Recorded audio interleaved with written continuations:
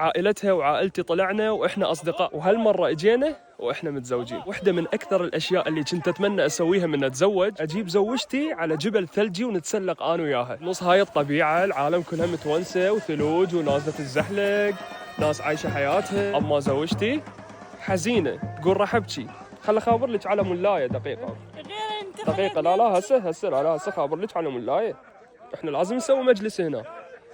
ألو، من وين حضرتك؟ من ملاية من كربلاء؟ صح احنا بدهوك بعيدة عليك، بس يا ريت تجينا والله، حالة إنسانية. اي والله نريد هاي الوقفة من عندك ما انساها طول عمري، لازم تجين توقفينا تسوي لنا مجلس هنا على الجبل الثلجي. حزينة والله زوجتي شوية تريد، شوية تبكي، شوية تريد تنعى، اذا تنعي لها انت تسوين فضل والله.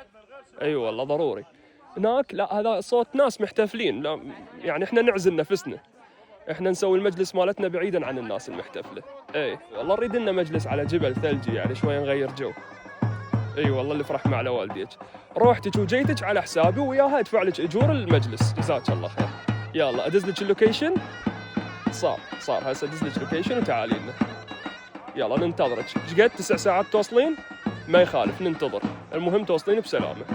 يا هلا بيك، يا هلا، مع السلامه. ايوه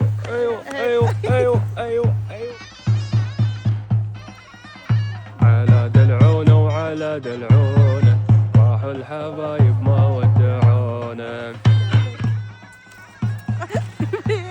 ايوه هلا ماسحات مشغل ما تعرف. زوجناه وخلصنا منه،